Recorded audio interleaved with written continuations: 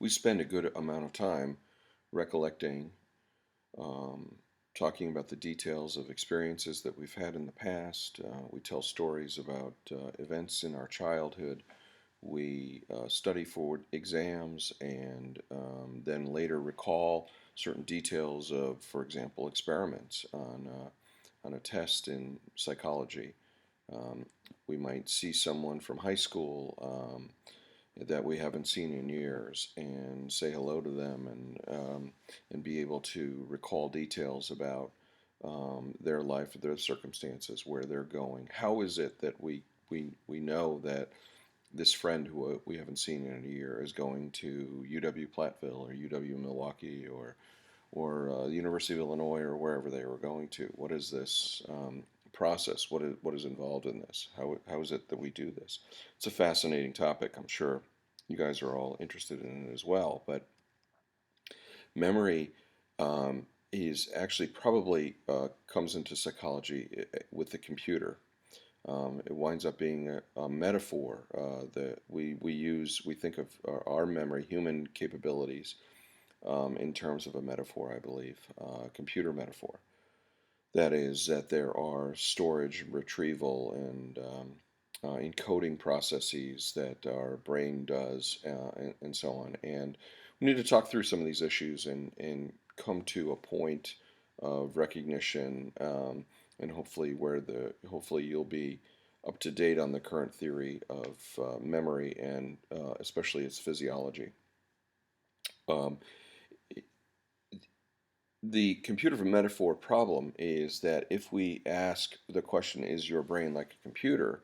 The short answer is no. And no, if we opened up a computer and looked at it, we would see various things. We'd see different cards, different processors, different storage devices like a hard drive, and we'd see short-term, what we call RAM, random access memory, and so on. And your brain doesn't. When we open it up, we don't. If we were to look into it, into your brain, if we were to chop it up and look, we wouldn't see any of those things. We'd see a bunch of mush. We don't see hard drives. We don't see storage, and so on. So the short answer is to the question is no. Your brain isn't like a computer. So what is it like? Well, even the fact of, or even the issue of calling something memory that we do, or some process that we all recognize that we do, may involve an error or an issue of reification. And I've mentioned this in the past few lectures going back, but even your book is going to now talk about it in the next chapter on page 383. There's a discussion of reification, and this is taking an active-like process and turning it into something you have. And this may be a major error in psychology, is that because we recollect, because we recall, because we can remember, so to speak, these things that we do, doesn't mean that we have locations. It doesn't mean that we have bits of information stored in our brain. We can respond in ways, we can recall things, we can remember things, but as for storage locations and a hard drive, and the computer metaphor just doesn't work. I think it's maybe we may be reifying the concept of remembering or recollecting or recalling. And this goes back years. Your book doesn't mention this, but there's a famous study by a guy named Lashley, and his experiments are sometimes referred to as Lashley's search for the engram, the location of the memory. And what he did was he taught a rat to run a maze. And then he went to look for where the maze was stored, the cognitive map of the maze, or the engram of the maze. And he removed portions of the rat's brain, and with each new portion that he removed, the rat could still run the maze. Um, and it wasn't until Lashley had removed the whole brain that the rat could no longer run the maze. So there's no such thing as a storage location for a particular memory. But we're going to proceed anyways and talk about some important concepts and some important experiments that demonstrate, at least we could talk about the recalling or recollection or remembering processes, if you will. Um, so We'll talk about the classification system of how we differentiate and characterize different things that human beings do. We have sort of process that we call sensory memory. And this is a controversial memory because it may just involve after images or reverberating circuitry, if you will. It's controversial whether this exists or not.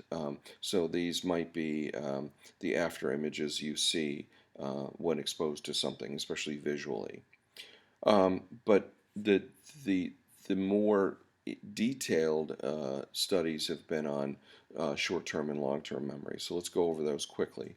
Short-term memory is of limited durability, meaning it only lasts for a few seconds, 10 to 20 seconds maybe is the max. We can study short-term memory in animals, believe it or not. We can do a technique called delayed matching to sample, and it's very much like a delayed recall task that we would propose or give to a human being. Delayed meaning there's a retention interval. So we propose or we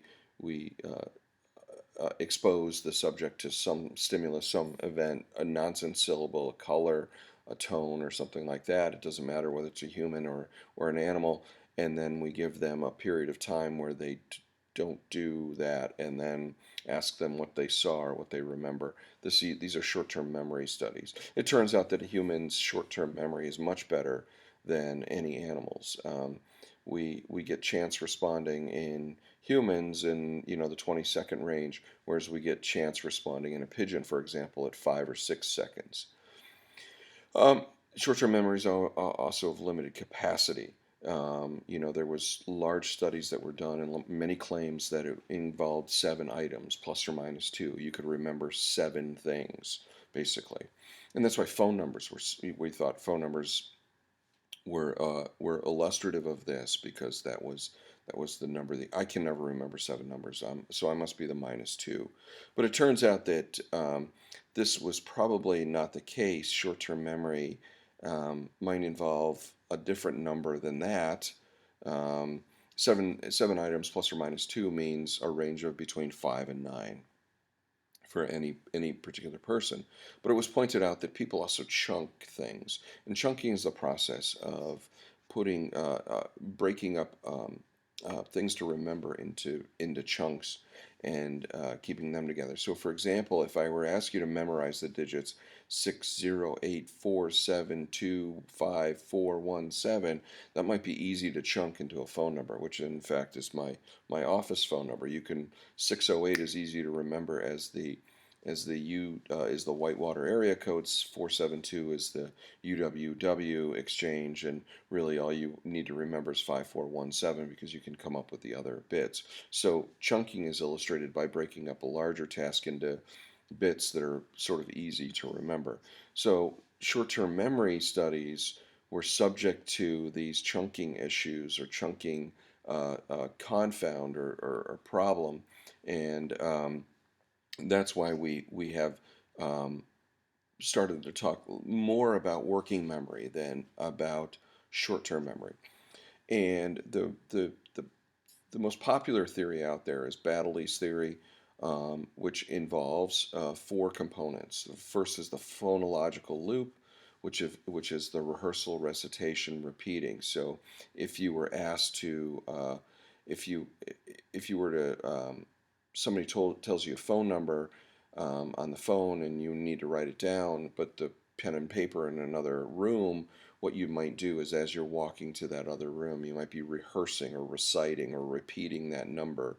That's what we refer to as the phonological loop. You may be saying it out loud or you may be saying it to yourself, so to speak. Um, this seems to be a common aspect of working memory. Baddeley also thought that there was a visual spatial sketch pad, sort of a unit in your brain that held a visual image that you can manipulate and so on. So you can picture, for example, desk there and your dresser there and how it might look. Baddeley's third component was the existence of a central executive system. that maintained attentional control and focus and coordinated the other aspects. And then there was an episodic buffer that was a very limited capacity store where you could have bits of information, and that would interface with long-term memory. So Baddeley's theory is a fairly contemporary theory about working memory, and it has some support for it and is um, a working model as we speak. Long-term memory is contrasted with short-term memory as being relatively permanent. These are memories that go way back, um, and there's some evidence for the existence of really long-term memories. Penfield was the neurosurgeon who first electrically stimulated the brain, the cortex, during surgery, during brain surgery. And the interesting thing was that he was able to evoke powerful and detailed memories or stories of this. The other evidence that we have for the existence of long-term memory or in its relative permanence were these flashbulb memories, we call them. You'll hear different generations talk about, do you remember where you were when something happened? So my parents' generation, everybody talks about when JFK was shot. Do you remember where you were? Yeah, I remember that was a morning. I was in the house and I was in the I was making coffee in the kitchen and so on. And most people in our generation, or my generation and later, flashbulb memory is September 11th. And if you asked us about where we were and what we were doing and how we felt and so on, a lot of us have a lot of details about those particular events. Upon a closer look, though, what we found was that both Penfield and these flashbulb memories are not great. Penfield didn't evoke memories, but rather some sort of story or stories. There were major distortions when people checked up on these supposed memories. There were many factual inconsistencies, and in fact, some of them never happened. Flashbulb memories have turned out to be not very accurate.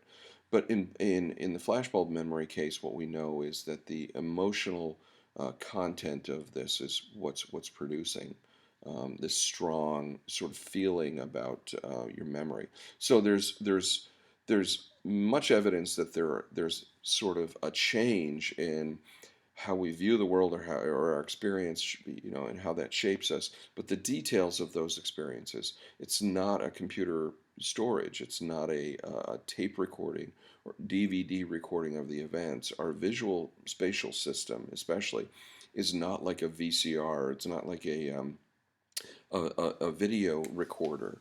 That's not what's happening in memory.